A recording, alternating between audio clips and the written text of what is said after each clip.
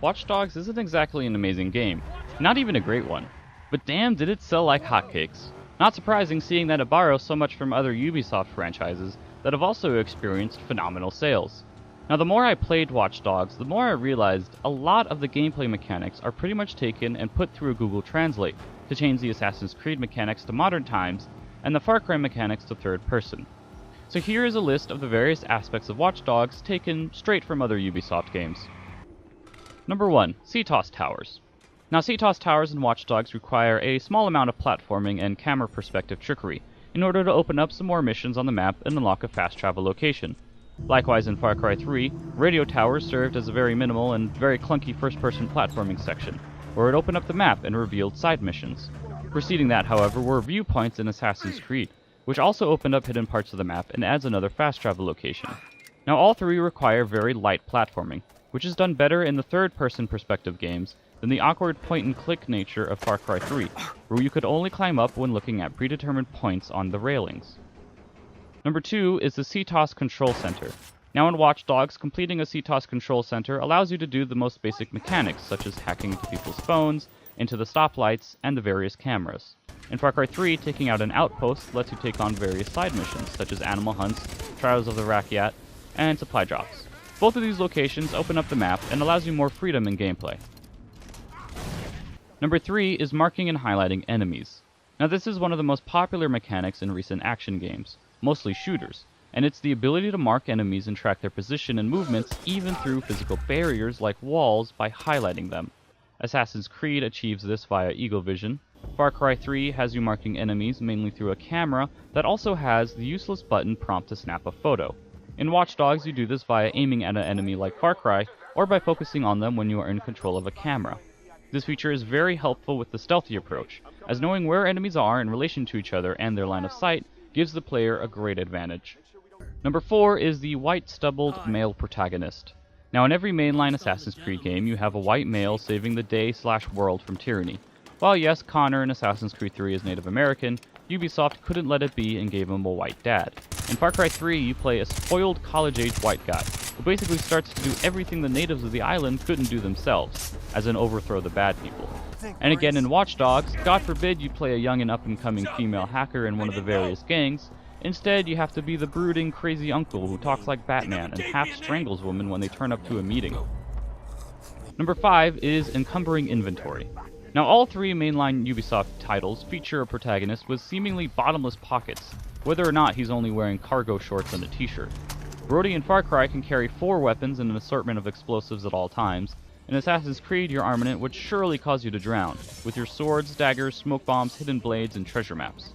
Watch Dogs is the greatest proprietor of this recurring theme though, being able to keep up to nearly 30 weapons in his trenchcoat at all times, and that's not even counting the proximity IEDs, grenades, and other crafted items.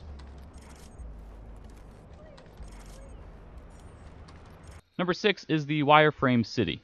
Now whenever I would enter a camera, hack a terminal, or otherwise do technological things, the setting around me would turn into some sort of wireframe of blackness and white digital currents flowing around me.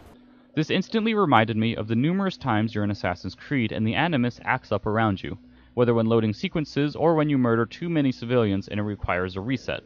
Watch Dogs simply takes those visual cues and uses them on a much larger scale. Number 7 is the cover system.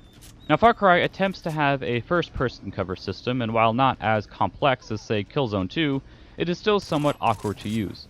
Watch Dogs also uses a cover system, but since it's third person, it's much more reminiscent to another Ubisoft series, Splinter Cell.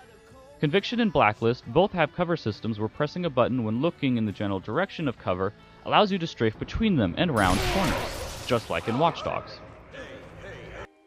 Number 8 is Uplay.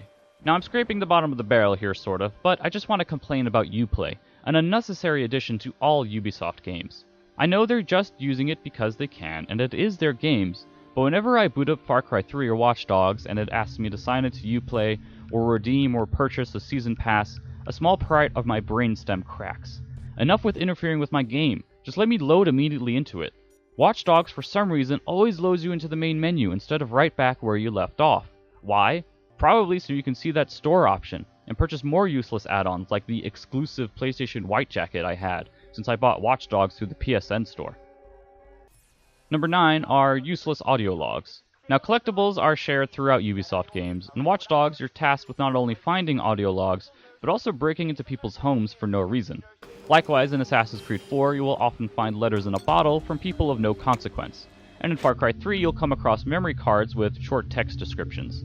Some actually contain humor, while most you will come across are just wasting your time. Number 10 is Wikipedia-sized backstory text logs. Now, all three games, for some reason, have an extensive database for the player to access in order to read up on locations, characters, animals, and other boring topics when you get tired of murdering people in the main game. The Animus is probably the biggest, whereas Watch Dogs is mostly restricted to historical Chicago locations and buildings. Number 11, crafting systems. Now, Assassin's Creed and Far Cry are more closely related in this mechanic, as both games have you hunting down animals and skinning them for parts to create better gear, gain more health, ammo, and etc., etc. Whereas Watch Dogs has you stealing from cars, finding the items, or simply buying crafting components at a pawn shop to make grenades and comm jammers.